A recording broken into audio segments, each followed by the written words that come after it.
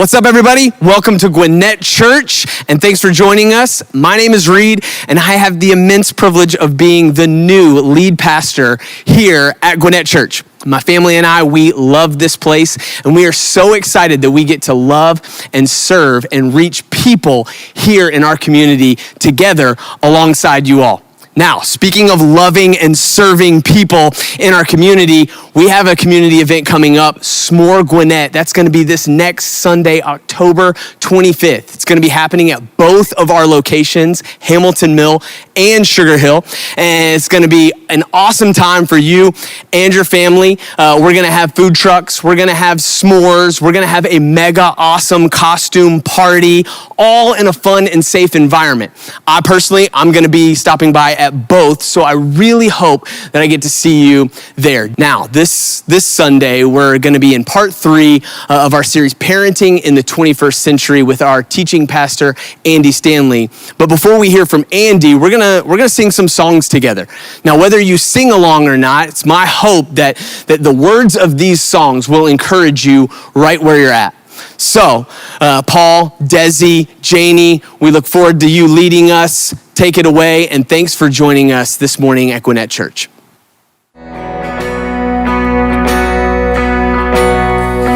I searched the world,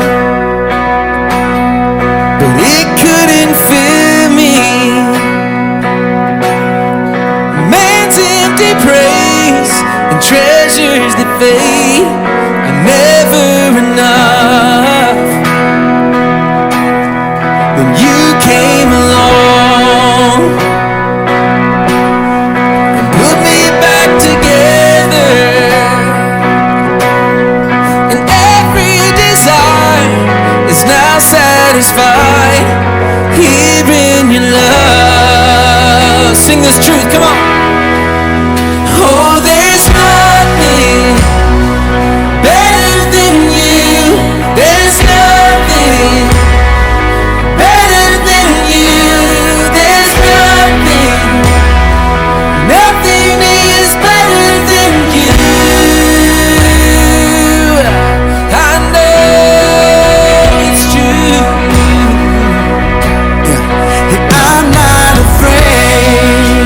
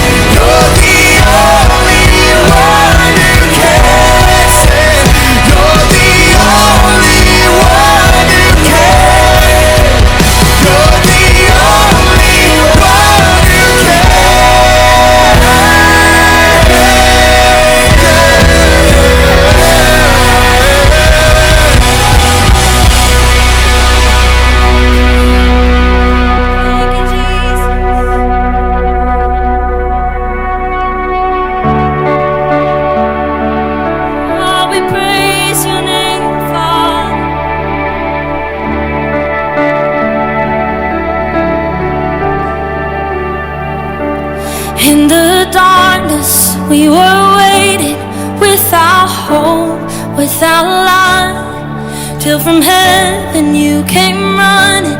There was mercy in your eyes to fulfill the law and prophets. To a virgin came the word, from a throne of endless glory to a cradle in the dirt.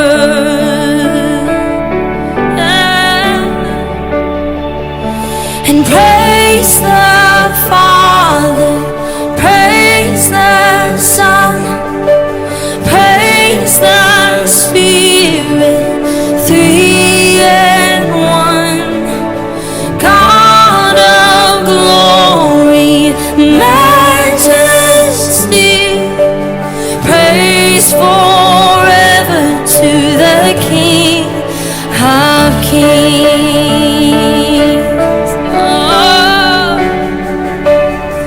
To reveal the kingdom coming and to reconcile the lost, to redeem the whole creation. You did not despise the cross, for even in your suffering you saw to the other side, knowing this was our salvation. Jesus, for our sake you died.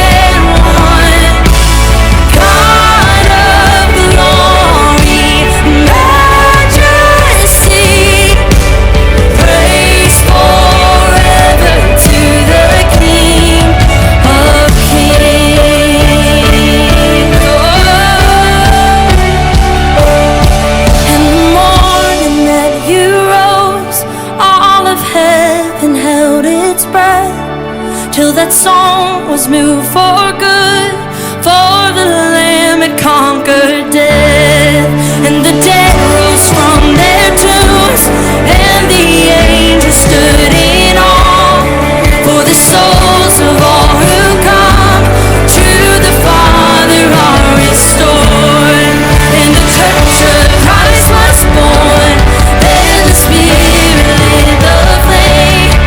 Now this gospel truth of old shall not kneel, shall not fade. By His blood and in His name, in His freedom I am free.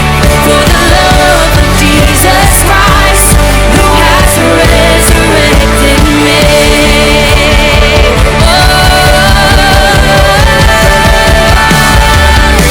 And praise the Father, praise the Son, praise the Spirit, three in one. God of glory, majesty, oh, and praise forever to the King of Kings. Praise forever to the King of Kings. We sing all these praises to the Father, to the Son, to the Holy Spirit. We are thankful that you redeem. You turn graves into gardens, and you turn the mourning into dancing. And you never look at us like we're sinners or like we're slaves, but you look at us as your children, like a loving Father, and you just love to love on us. And we're thankful for that today. We're thankful that we don't have to live in guilt and shame, and that you are the same yesterday, today, and tomorrow. You always will be. Thank you for being constant. In your precious name we pray all of these things. Amen.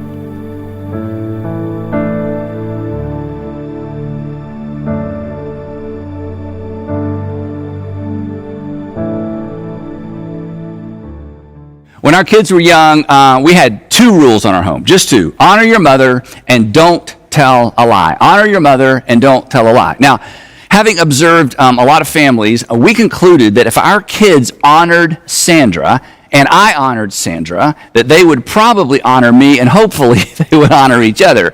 And we discovered through the years that honoring mom is like a keystone rule. It trickles down to just about everybody. And it was very important to us that our sons, Andrew and Garrett, learn how to honor and show respect to women. Rule number 2, don't tell a lie, was super important to us. As I explained to my children, we don't tell a lie because lying breaks the relationship. That was always the reason I gave for never telling a lie.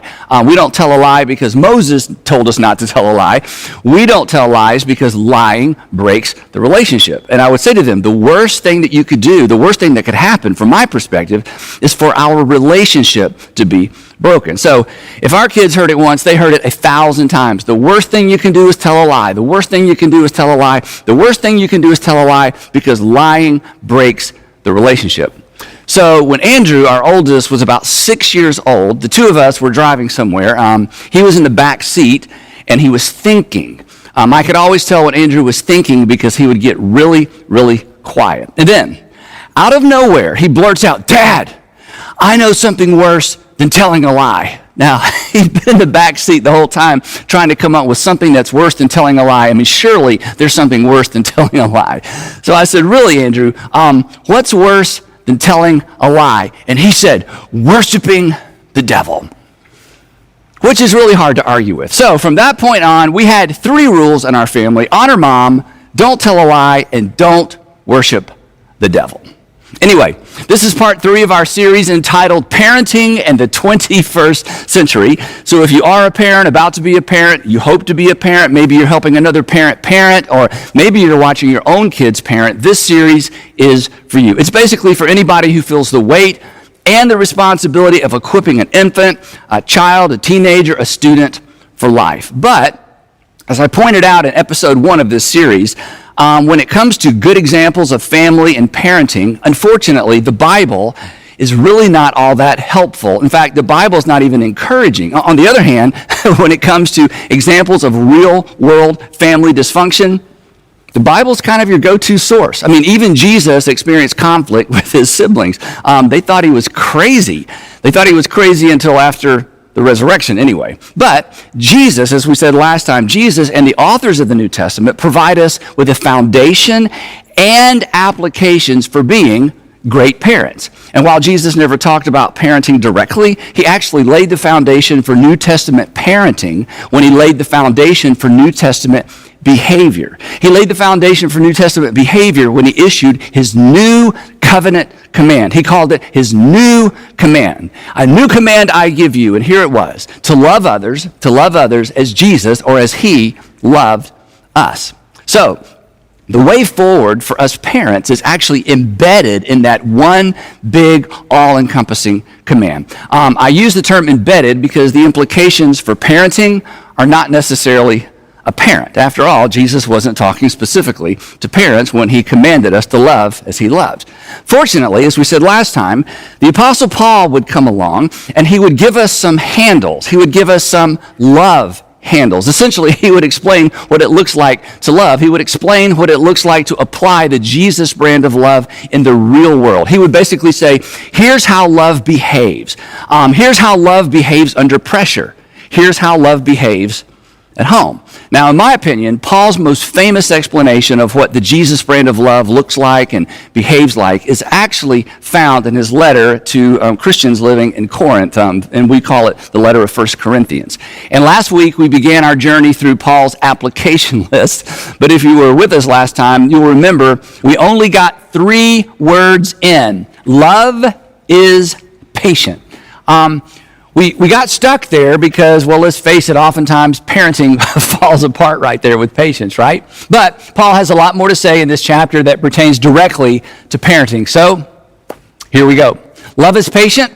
Up next, love is kind. Now, the term kind sounds a little soft. It might even sound weak, but kindness is actually an expression of strength. In fact, unkindness is weakness.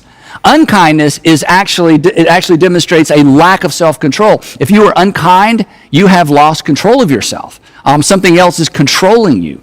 Unkindness demonstrates a lack of self-awareness. Unkind people, they don't even know they're unkind. I've shared this definition with you before, but honestly, I think it's more relevant in a discussion on parenting than anywhere else. Kindness, this is so important.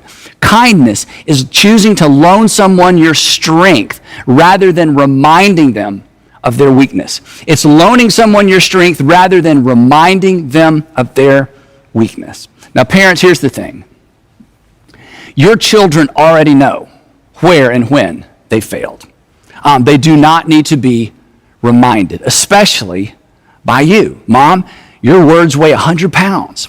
And Dad, our words, they weigh 500 pounds. And I'm not sure why, but they just do. So, loan your children your strength and let the world remind them of their weakness. Let the world remind them of their shortcomings. Like you, they wake up every single day wondering if they measure up, if they've got what it takes. Every day the world they live in makes them doubt themselves. When they fail, when they fall short, when they don't measure up, when they mess up, find a way, this is so important, find a way to side with them, not against them. Loan them your strength. When I got my first traffic ticket, I was 16 years old, and I was driving home from school in my mom's beige four-door Catalina, a spectacularly unimpressive vehicle. And when I got the ticket, of course, I was so afraid to tell my dad. And when I told him, he certainly wasn't happy, but he did not remind me of what I already knew. Instead, and he didn't have this terminology, but instead he loaned me his strength. It's why I still remember this story. He didn't bail me out.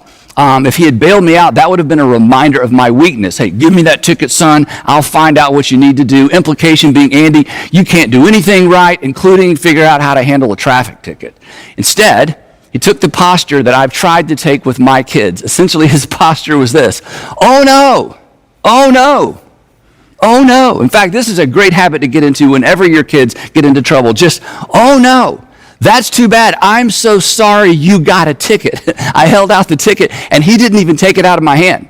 He asked, so what's next? And of course, I didn't know. And he said, well, turn it over on the back. There's some instructions. And then he just left it to me to figure it out.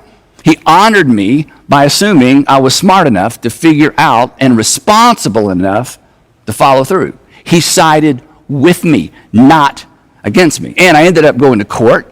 And he went with me. I actually had to go before a judge, but I never doubted in the whole process that my dad was not only with me, my dad was for me. He loaned me his strength. Now, while I'm on this, and this is a big deal, this is why you should never, and some of you are going to disagree with this, but I'll just throw it out there anyway. This is why you should never announce a punishment ahead of time to your children. This is such a big deal.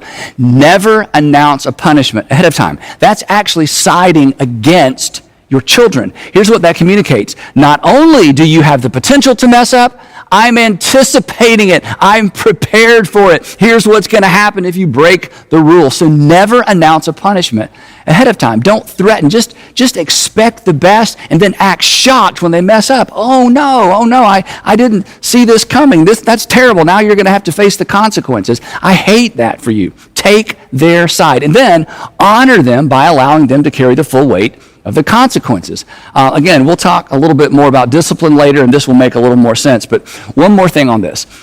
As your kids get older and they mess up, break a rule, whatever, one of the first things they want to know is what? One of the first things they want to know is, what are you going to do? What's the punishment? Act unprepared. Say, I don't know. I am so surprised by this behavior. I just never thought you would, whatever it is they did, and leave them hanging. Now, when they're young, you got to be swift. You got to connect the dots. But once they're older, drag it out. And again, this will make more sense in just a few minutes. The point here is simply this. Side with them before you discipline them, because this is what God did for you. Think about it. If you're a Christian, a Jesus follower, while you were still a sinner, God said, what? You're a sinner? No. While you were still a sinner, Christ sided with you. He died for you. He loaned you his strength. He did for you what you could not do for yourself. So, quick question before we move on. What is your go-to response? What is your go-to response to weakness in your children? Think about this. What is your natural reaction? What is it you say? How do you respond? What is your go-to response when you sense weakness or failure in your children? Do you side with them? Or more specifically, do they feel as if you side with them?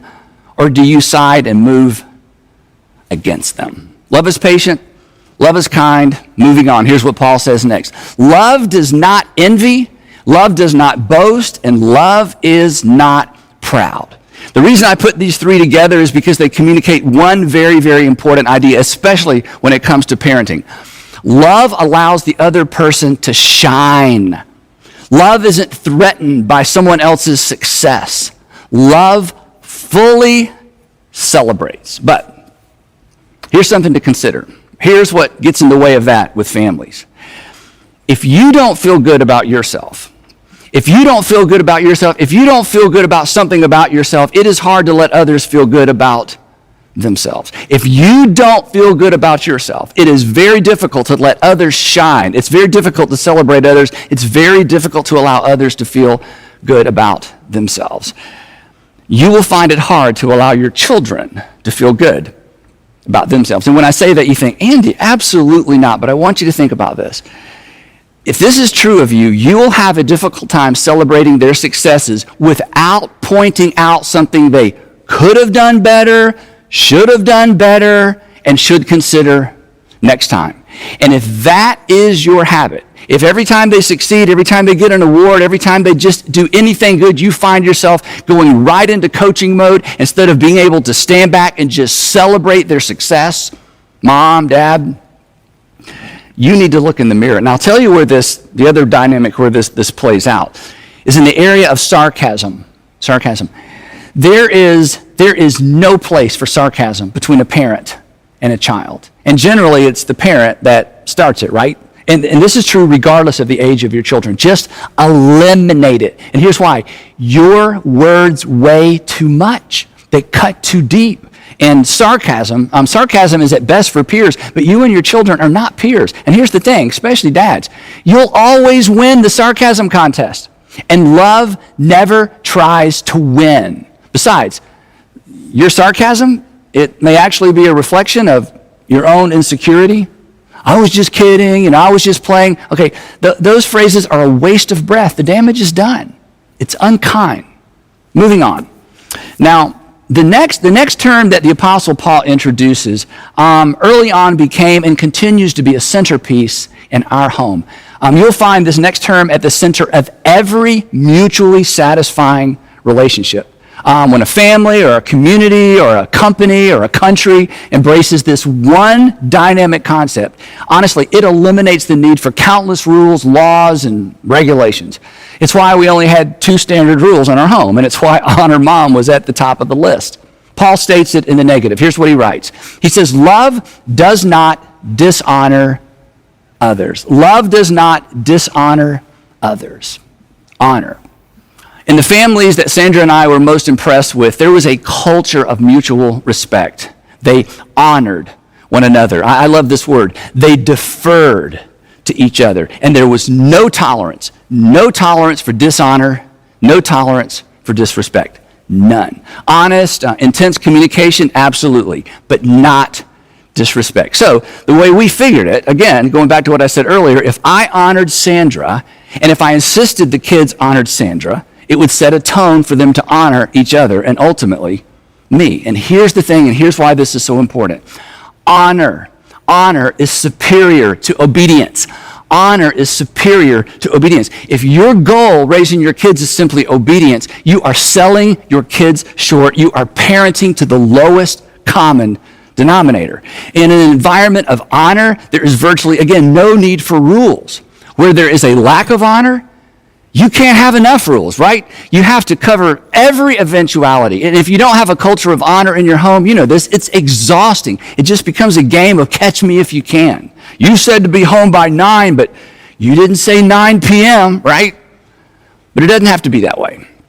So don't aim for, and don't settle for, Obedience. Again, obedience addresses the lowest common denominator. Obedience is really an answer to the question, what is the least I can do without getting into trouble, without suffering any consequences? Besides, you know this, obedience isn't at the heart of every mutually satisfying relationship, but honor always is. In fact, obedience isn't even a factor in a mutually satisfying relationship, but honor always is. Years ago, we had a foster child who was a teenager. She stayed with us a long time. And when she came to live with us, she was there probably a week, maybe a week and a half, and I'll never forget. She came downstairs, she sat at the kitchen counter, and she looked at Sandra and me, and she said, literally, "What are the rules here? What are the rules here?" Now, we knew her enough to know she wasn't asking us about the rules because she wanted to keep the rules. She was looking for a way to work around the rules, but you can't work around the rules until you know the rules. So she sat right down and she said, "What are the rules?" And I smiled. I said, "Well, that's not how we do it here." And I literally got a 3x5 card, and I wrote the word honor on it, and I slid it across the counter, and I said, "This is how we do it here." And she rolled her eyes and she went back upstairs because, like a lot of people, like our kids to some extent, she really wanted to know, how low can I go? She was looking for a loophole. She was looking for workarounds. But there are no loopholes and there are no workarounds with honor. But here's the thing, and here's why I'm spending so much time on it. Honor, or learning how to honor another person, is not intuitive. It doesn't come naturally because it actually strikes at the heart of our self-centeredness, because it demands we put someone else ahead of ourselves. In fact, the Apostle Paul, in another letter, comes right out and says as much. In his letter to Christians living in Rome, he writes this statement. It's so powerful. He says, "Christians, or Jesus followers, be devoted to one another in love. Honor one another," and here it is, here's the rub, here's the tension. Honor one another above yourselves. In other words, put others first. Not because they deserve to be put first, but because as a Jesus follower, you are celebrating the fact that God put you first when he allowed his son to get up under the weight of your sin. So model it, teach it, and expect it. And early on, look for ways to build honoring behavior into the rhythm of your family life. When our kids were super young and there were, toys everywhere in the house, Sandra would have the kids straighten things up before I got home in the afternoons because she knew how much I loved order and I didn't like to walk into chaos, just kind of my personality. But here's what she didn't say. She didn't say, "Kids, we need to clean up, your dad's coming home and we don't want him to be in a bad mood." What she said was this. She taught them that. She said, "Daddy's coming home, so let's make it nice for him." She was teaching them what to do. She was teaching them the value of honor. We're going to honor your father by creating an environment that we know that he will enjoy. And here's the interesting thing. For many years, I didn't even know she was doing that. In fact, the way I found out is I overheard her explaining this habit that she developed to some other moms. Another way that we develop the rhythm or the habit of honor in our home is at dinner time, I, along with our kids, would stand, in fact, we still do this, would stand behind our chairs and we wait until Sandra is seated. Otherwise, as soon as the food shows up, well, you've been there, right? Especially with little kids. And having everyone stand behind their chair and wait was a way of putting Sandra first. It was honoring their mother. It wasn't simply being obedient to their mom. This was part of the rhythm of our family. It illustrated our honor for Sandra. And then when they were in middle school and high school, and they would have friends over for dinner, it was kind of funny. The friends, as soon as Sandra would say, "Hey, dinner's ready," the friends would come over to the table and they would just plop down in their chairs. Then they would suddenly notice they were the only ones seated. They would stand back up, stand behind their chairs, look around, and have no idea what was going on. And then Sandra would sit down, and everybody else would be seated, and we would begin to eat. But after a while, they learned. We trained our kids' friends. So the point is simply this. Look for ways to model honor and build it into the culture of your home. And mom and dad, you know this, but I'll say it anyway. It begins with you.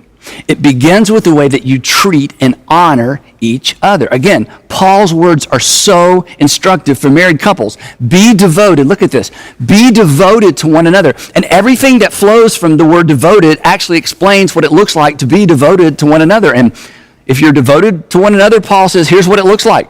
Be devoted to one another in love. How do we do it, Paul? It's simple. You honor one another above yourselves. That healthy marriage is always characterized by mutual submission. In the book of Ephesians, the letter of Ephesians, he says this. He says, submit to one another out of reverence for Christ. In other words, put the other person first. As I've suggested on multiple occasions, marriage, a healthy marriage is simply a submission competition. It is a race to the back of the line. And you know this. Any other type of competition in marriage results in a winner and a loser. And if your spouse loses, you haven't really won anything. Now, we're going to continue with Paul's love handles next time. But before we wrap up, I want to get really practical.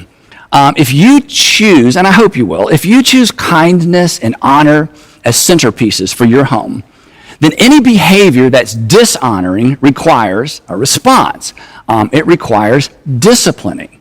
Now, in our family, for us, dishonoring behavior was anything that we referred to as one of the 3 Ds. These were the 3 Ds: dishonesty, disrespect, and disobedience. Anytime there was dishonesty, disrespect, or disobedience, we disciplined for these 3 things. Now, childish behavior, that was different. We corrected for childish behavior because we have to teach our kids and coach our kids, but we disciplined for the 3 Ds. So, if you choose kindness and honor as centerpieces for your family, then any behavior that's dishonoring requires discipline.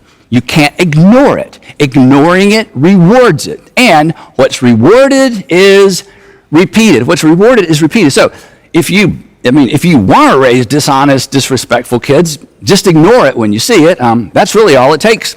Nature will take it from there. But if you don't want dishonest, disrespectful kids, you have to discipline for it. But here's the thing. For the discipline to be effective, not just scary and not just something to be avoided, for discipline to be effective, the discipline must directly address the fact that a relationship has been damaged. In other words, there has to be a correlation, and maybe a question will help explain this. If dishonoring behavior, think about it this way. If dishonoring behavior breaks or undermines a relationship, remember lying, I don't want you to lie because lying breaks the relationship. If dishonoring behavior breaks or undermines a relationship, what should the goal of your discipline be? I want you to think about this. If the fundamental problem with dishonesty and disrespect or disobedience is that it disrupts or undermines the relationship between you and your children, or maybe between your children and someone else, if the real issue, and it is, if the real issue is a break in trust, a break in the relationship, what should the goal of your discipline be? When we discipline our children, what should we be trying to accomplish? Now, again, I've been doing this a long time. I spent many, many years working with middle school and high school parents, and here's what I observed. For many parents, and I understand this, for many parents, there's not really a goal. But if there's not a goal in your discipline, then it's not really discipline. It's just punishment. Because discipline makes a person better. This is why we all wish we were more disciplined. But punishment rarely makes anybody better. Punishment just makes people careful so they don't get caught next time. It doesn't make us better, but it certainly has the potential to make us bitter, right? And here's why. Because the message of punishment is this. If you don't obey me, bad things will happen to you. And when you think about most of the punishment that goes on in most homes, assuming it's going on, it's really little more than payback. You did something bad, so I'll do something bad to you. You inconvenienced me or you embarrassed me, so I'm going to inconvenience and I'm going to embarrass you. So again, if dishonoring behavior breaks or undermines the relationship, think about it, then what should the goal of your discipline be? And the answer is restoration of the relationship. The goal of discipline is restoration of the relationship. If disobedience, disrespect, dishonesty damage the relationship with you or anyone else, the discipline should facilitate restoring the relationship. So here's the takeaway. Discipline your children in the direction of relationship restoration. And the sooner you start, the better, because relationship restoration is something that must be taught. We don't come into the world understanding how to do this. And in fact, let's face it, you know some adults who've never figured this out. Perhaps you've never figured this out. If you've ever said, I don't know why you're still upset. I said I was sorry. If you have ever said this or anything like this, perhaps you've never learned the art of restoring a relationship. I don't know why you're still upset. I said I was sorry. You know what the implication is? The implication is, doesn't saying sorry restore the relationship? I mean, doesn't saying sorry get us back to where we were before? No. In fact, in some cases, simply saying you're sorry is insulting. It communicates, something must be wrong with you if you're still not okay after I said I was sorry. Now, the fact that so many parents don't understand this explains, honestly, I think why so many parents are so ineffective with their discipline. They punish. It's just a standalone event. There's no goal, and there's no lasting outcome, and nobody is better, and nobody is better off. And I think, too, it's why there's such little creativity in parental discipline. Parents just take things away. Maybe this is your habit. They put their kids in timeout. When they're older, they just put them on a restriction and ground them. None of which has anything to do with restoring a broken relationship. Jimmy mouthed off to me, so I took his PlayStation away for a week. Really? Well, how's the relationship going? Well, he hates me.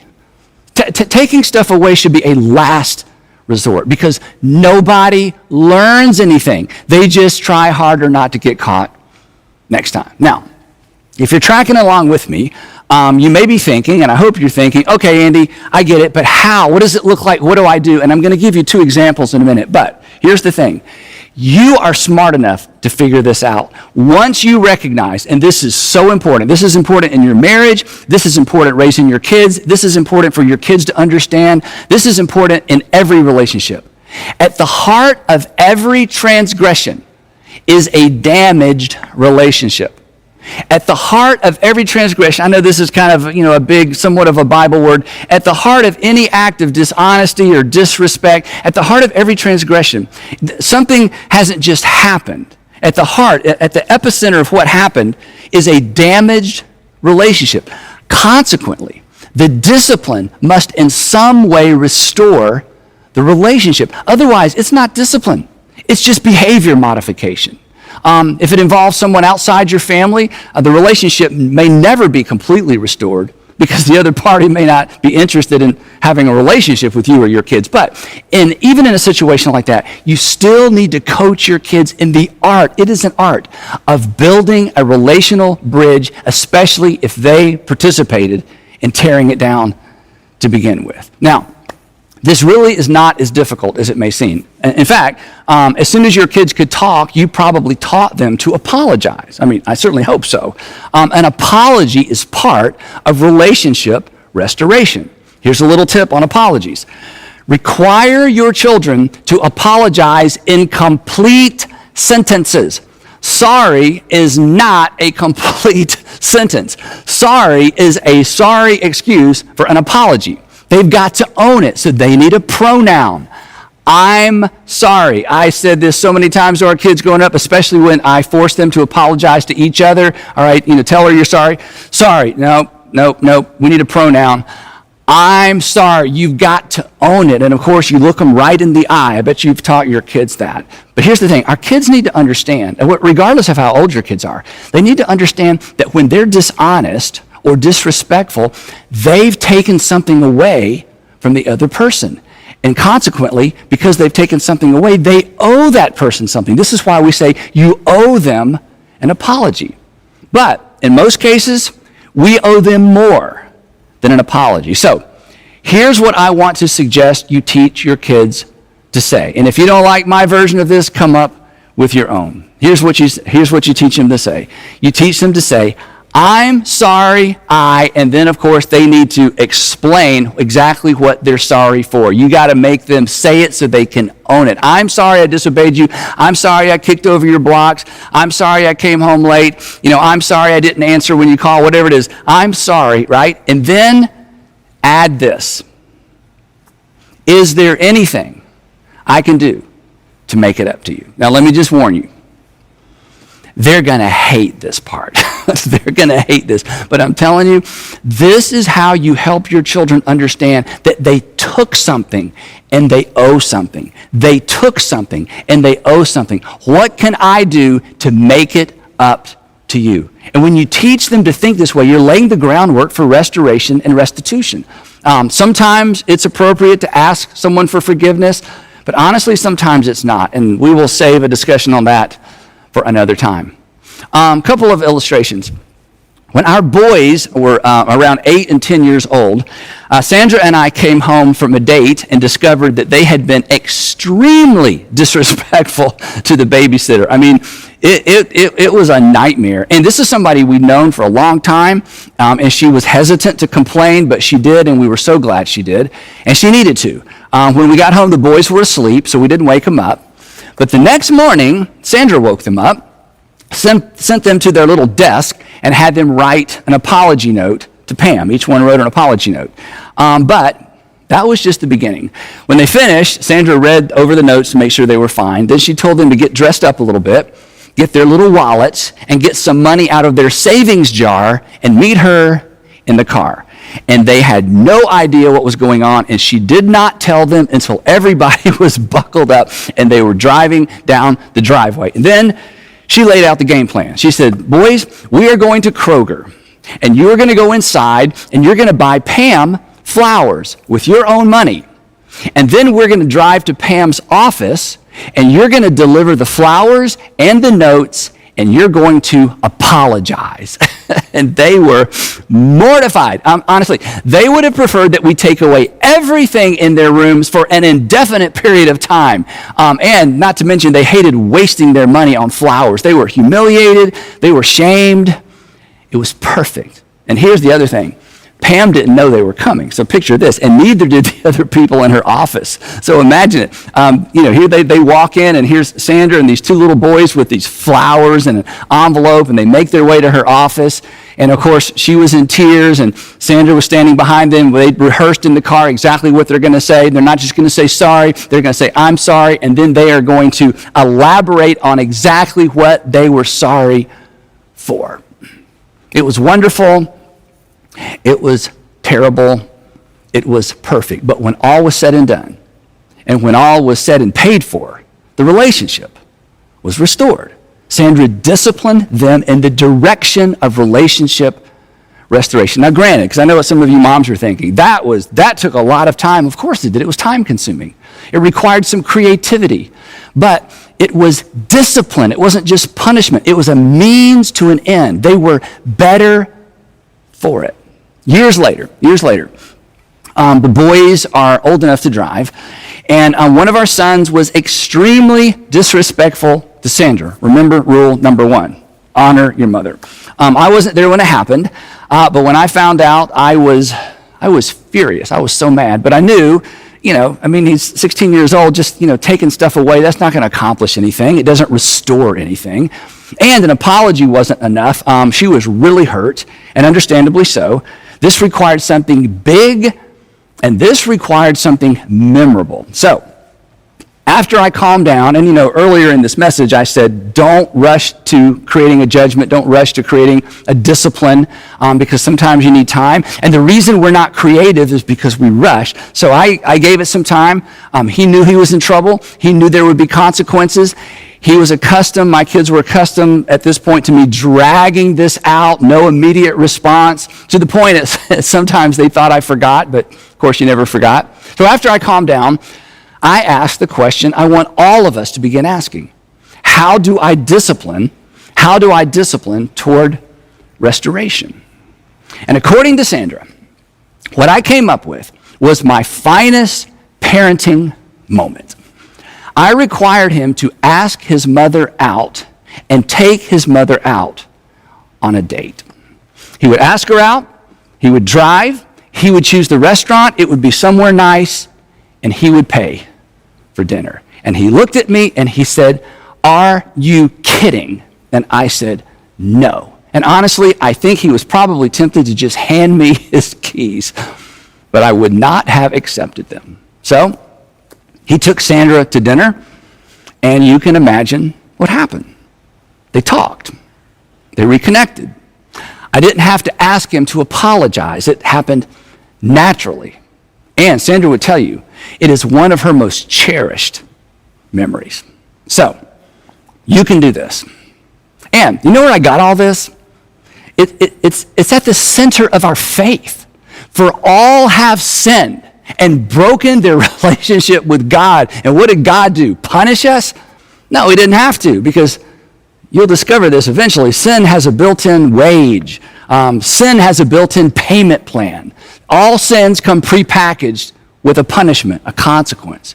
So instead, what did God do? He made the first move to restore us. And then he sent us out into our broken world to restore our broken relationships. The relationships we broke, the ones that we broke through our dishonesty and our disrespect. The relationships we damaged through our impatience and our unkindness, our dishonoring responses and behavior. And he's given us the responsibility of teaching our children how to restore their broken relationships as well. So, loan them your strength, stop with the sarcasm, and discipline toward relationship restoration. That's good parenting, and that's what your Heavenly Father did for you. And we will pick it up right there next time in part 4 of parenting in the 21st century. Now, as always, we want you to keep the conversation going. So here are 3 questions designed to help you do just that. Question number 1, were your parents more inclined to loan you their strength or perhaps remind you of your weakness? Number 2, growing up, would you say your home was characterized by mutual respect and honor? And then number 3, I would love for you to look up Hebrews chapter 12, verse 11. And according to the author, answer this question: what is the goal? What is the goal of discipline? What is your goal in your discipline? And what would it look like in your home if you embrace the goal of relationship restoration? Talk about it, and I'll see you right back here next time as we wrap up parenting in the 21st century. I'll see you then.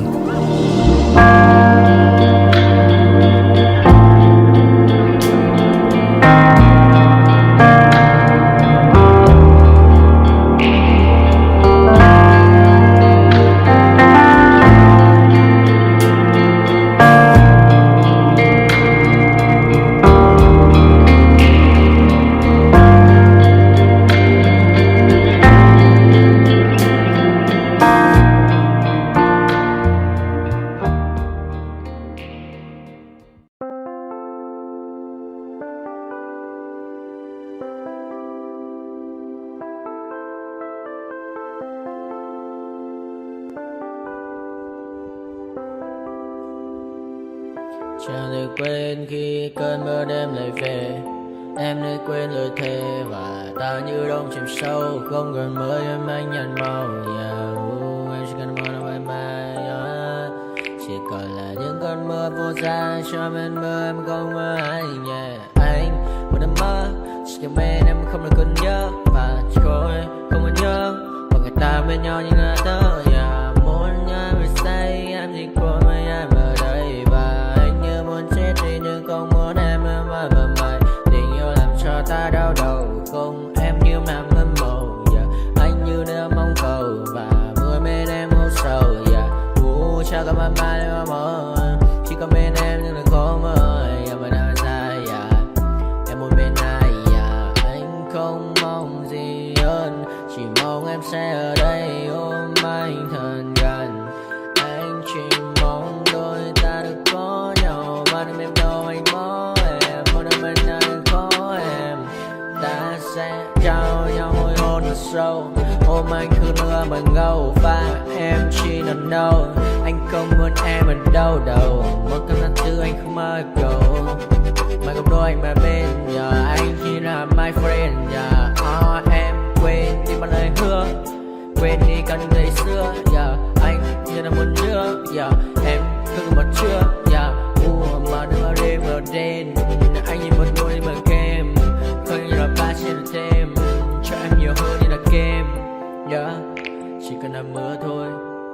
chỉ cần là mưa thôi, còn ai sẽ là nắng.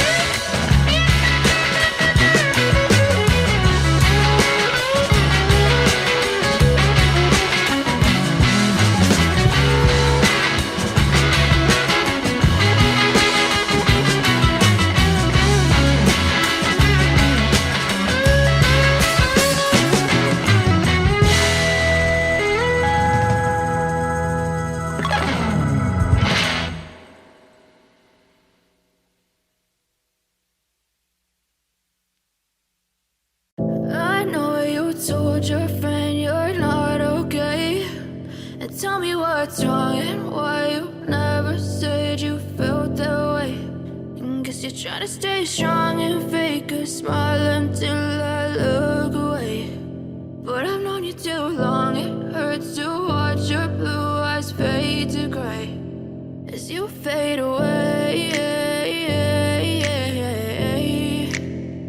as you fade away.